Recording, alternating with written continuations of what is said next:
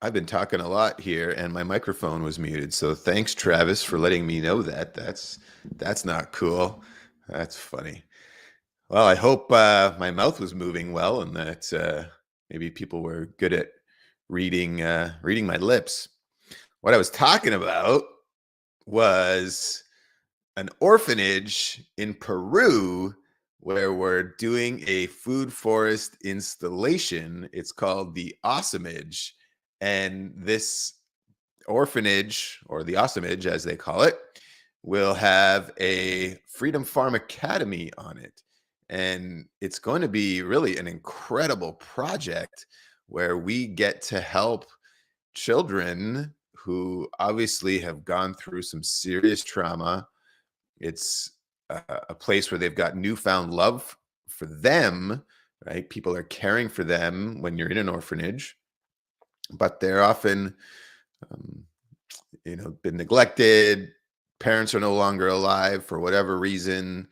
They're orphans. And oftentimes, because of the situation that led them to be there, there is there can be behavior issues. I would guess more than likely, many times when children are orphans, they may end up, kind of going from orphanage to orphanage, end up bouncing around in the system, often end up living on the streets, may often end up committing crime out of necessity. And it's obviously a catastrophic event to end up there. And unfortunately, if they get stuck in that, they do continue to go down a path of negativity. And I think if we can help them have, a new purpose and passion in life and help them really discover some valuable skills that can help them lead an amazing life and also contribute greatly to others and society as a whole, then we can give them, a new sense of purpose and hope and things to look forward to. So it's something that we're extremely excited about. We actually had our director of education, Alan Campbell, head down to Peru, and he spent a week there with them. And we've been working on the plans, and it's all coming together very nicely. So this is going to be an incredible project that we're extremely grateful to be a part of and excited to share. So we'll provide updates as we continue to go on here. And I guess since I had been muted earlier, everybody was expecting to see Jim and Dr. Eric Nepute. But Dr. Nepute actually had an emergency come up with some of his patients, or one patient in particular, I guess. And because of that, he rescheduled with us last minute.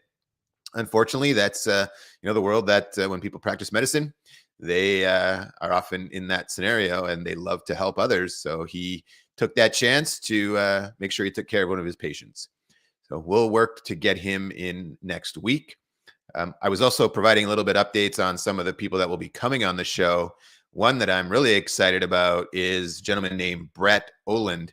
And Brett is in Alberta, and he is the CEO of Bow Valley Credit Union, which is now a 100% gold-backed bank. It took him 3 years to get the board of directors behind this move and supporting it, but he has done it, and they have officially become a 100% gold-backed financial institution. And Brett, being in the banking industry, he is obviously an insider, knows a lot about what is going on in the financial space, not just in Alberta, but across Canada and across many countries around the world. And because of his inside info, they made that move. They are not in support of the fiat currency and the fractional reserve system, and even in support of the CBDCs, the central bank digital currencies. So to ensure he had a way to continue to serve his clientele and protect the people that have trusted his bank with their money, they made that move to be 100% gold backed. What a breath of fresh air that is. And I'm really excited to have him on the show. That's coming up. I believe it's no, it's not next week. It's the week after. The other awesome thing that the person who introduced me actually to Brett, His name is Toby Neuendorf, and Toby is a 32-year vet as a financial. He's a chartered accountant. So from where he sits, in his 32-year career working in the financial industry and financial institutions, he realized how much of a, his words, not mine, how much of a trained monkey he was, and how much bull was being pulled over people. And once he really discovered a lot of these things, he decided to take a 12-year sabbatical where he really dove headfirst into the proverbial rabbit holes and has discovered a lot of things. So Toby's been very vocal about what he's learned and what he believes is happening in the world today, and why certain things have been done to get certain other things achieved. So we're going to have Toby on here. He'll provide some really awesome insight that I'm really looking forward to hearing. A couple other things that we got going on before everybody signs off for the day. As mentioned, we have the orphanage that we're working on. We've got a prison that we're working on in Florida, working to install a large food forest on a prison in Florida. And I was mentioning earlier, although my microphone was on mute and nobody heard me, that there's been some studies on recidivism when there's gardening programs in the prison. And normally, I guess recidivism is like a 60% number. So somewhere between 40 and 60%, let's say. But when they introduce gardening programs and getting the inmates involved in growing food and being more engaged in nature, in particular, that the recidivism has fallen to 8% in some cases. And what a drastic difference that is. You know, if you can prevent people from reoffending and ending up back in that system, what a great feeling. So we're actually in talks with a warden at a prison in Florida. And from my understanding, it's been not 100% finalized, but we're getting very close. And we're going to be installing a large food forest at this prison. And then when that goes well, which we believe it will, then we'll be working on setting it up in other prisons wherever possible. You know, obviously the prison system is a for-profit business at this point.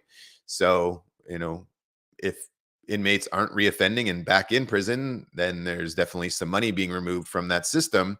But, you know, people want to do good, and this is a great way to assist with that.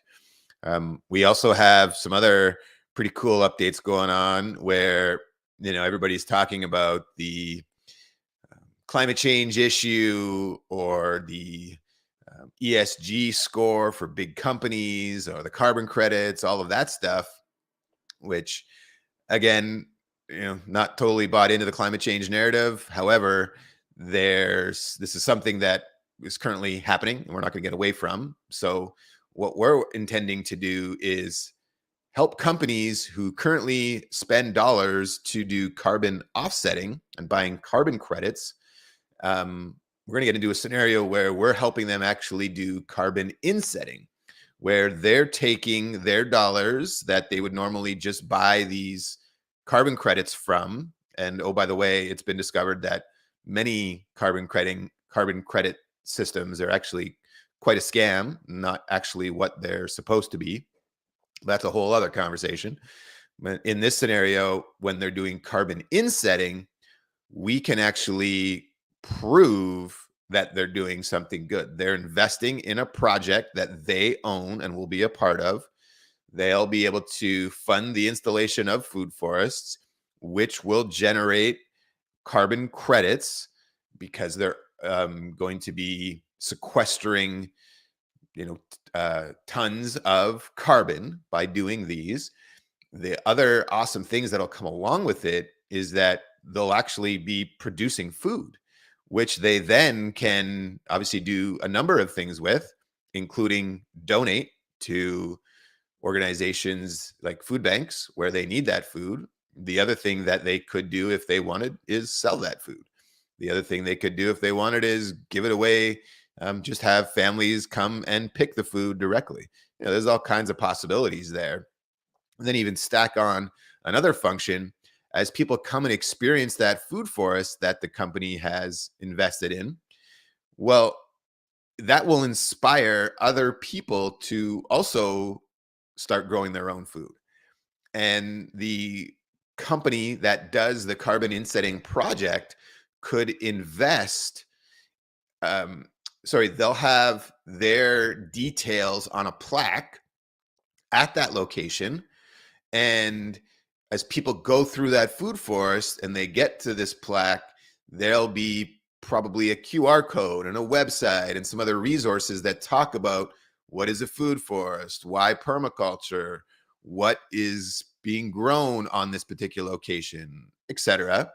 And also, if you would love to learn more about having a food forest on your own property, well, go to this website or scan this QR code, which will then bring the person on the tour to a website where they can fill in some information of theirs to get them set up with a strategy session with a certified permaculture designer. And if that customer makes an investment in a design, well, the company that did the carbon insetting project will receive a commission for generating that new business. So it's creating a scenario where you've got these big companies who have these ESG goals that have been essentially pushed on them by government.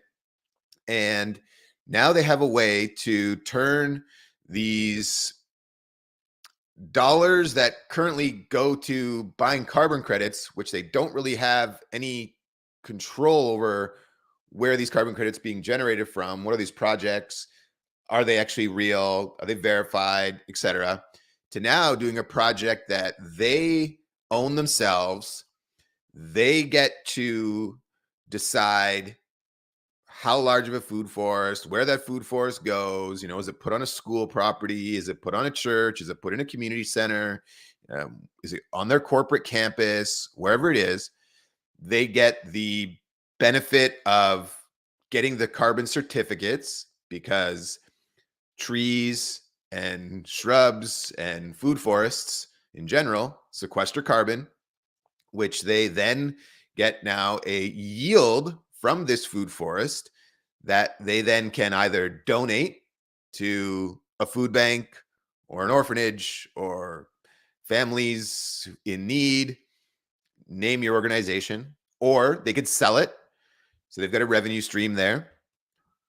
And as people come through that food forest, they can tour it and essentially invest in a design for themselves, which then pays that company an additional stream of revenue that they can reinvest however they would like. So our thoughts around this is that we've got a solution here that is actually doing some real value and producing some real tangible yield, instead of just a certificate from an insetting or an offsetting project that they don't really know anything about. So we've actually met with a large company last night. We've been working on this for a few months now, actually. And we're going to get some updates today. It was fantastic. We've done a few kind of presentations with them already, but yesterday it was kind of like the real, here it is, here's the plan, here's how we'll do it. We got great feedback on it. So we're going to continue to move forward on that one. And when we execute well on this one, which we know we will, that will lead to us having a methodology to go out to all kinds of companies. There's really unlimited opportunities there. And this could be done across the earth. It's incredibly valuable scenario to be in. So that's something that we're also extremely proud of. With the Freedom Farm Academies, so everybody knows, we have officially sold 13 of those. They're in different phases of design. We have 2 that are fully operational right now, one in Thailand and one in Central Florida. And, just the one in Central Florida, for example, just in the past basically 2 weeks, we've had well over 300 people tour that location, which is, massive. And when people tour that location, everything that they see there is a learning opportunity for them, showing them how they can be more self-sufficient and self-reliant. And it also is a way that they can discover what's possible for their own property. And as they go through, experience the tour, get the education and learning, they can make a purchase. And the Freedom Farm Academy now has a revenue stream. So we've really built an incredible business model where by showing other people what they can do to be more self-sufficient, you can put yourself in a business of owning and operating your own homestead, and at the same time inspiring other people to be more self-sufficient and have an incredible business for yourself where all of your needs are met from a food, energy, water, healing perspective, and you're inspiring other people to take more ownership over themselves and their own self-sufficiency and being more producers instead of just straight up consumers, which so many of us today are purely consumers. The production of the individual has fallen drastically. Most people today are trading all their time for money to make dollars that they can then go and invest in buying their food, invest in heating their home, invest in buying water, or spend their hard-earned dollars on those things. And instead, what if we flip that all around where you do produce your own food on site at your property? You do capture your own water and utilize that to move around and store on your property to feed your plants and your home and your livestock, etc. Or you are capturing your own energy from the sun and you're utilizing that and moving it around, or the wind, or geothermal, or right. There's so many different ways today where we can utilize all of these incredible technologies that are available for all of us and produce self-sufficiency that gives you just the confidence that you're okay if things aren't, to say it lightly. So extremely exciting things that are going on. Our strategy sessions, again, those are something where you get to sit down with a certified permaculture designer and learn about what's possible for your own property. And there's no obligation when you go through those 30-minute strategy sessions. It's a chance to sit down with a permaculture designer for 30, 40 minutes. Sometimes they'll even go longer. And the designers provide incredible value for the people that go through it.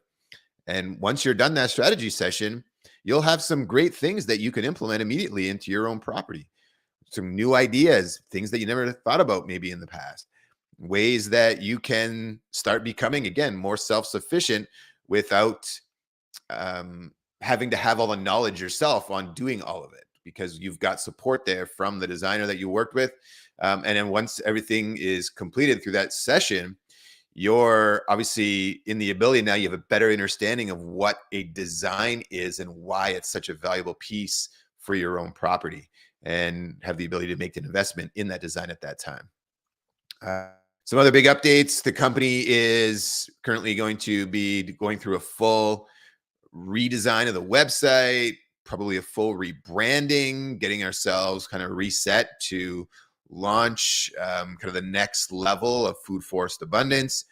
And, at this point, we'll be 2 years old on Earth Day of this year. So in the past, basically 2 years now, just so everybody knows, we've got over 700 designs completed or that have been sold and mostly completed. 50 plus countries those designs have been done in, and growing. We've had well over, in the past 3.5 months, we're over 1,100 strategy sessions that have been booked. That's 1,100 people who are speaking with the designer about permaculture and about growing food. Like, that's staggering. We see a path now where we can speak to hundreds of people a month, then thousands of people a month, then tens of thousands of people a month. Then, who knows? The limit is, I don't know where the limit is. We can be talking to tens of thousands of people a month about growing food using the incredible science of permaculture, by working in harmony with nature, by putting themselves in a situation without the poisons and the chemicals, and just do it a better way, using our resources wisely. So exciting things going on. And sorry about this morning, not having Dr. Nepute join us. He will be on soon. Hopefully, we're able to get him rebooked here for next week or the week after. And he'll be a great one. As mentioned, 2 shows, 3 shows coming up next week. And hopefully booking some more. But we're going to continue to find great guests, bring great value to you, our audience, and have a lot of fun doing so. So with that, again, thank you for joining me. Sorry that my microphone wasn't working there for the first, I guess, 10 minutes-ish that I talked into a muted microphone. That's funny. Thanks, Travis, again, for the heads up. And wish everybody an amazing day. We'll be talking to you real soon. Bye-bye.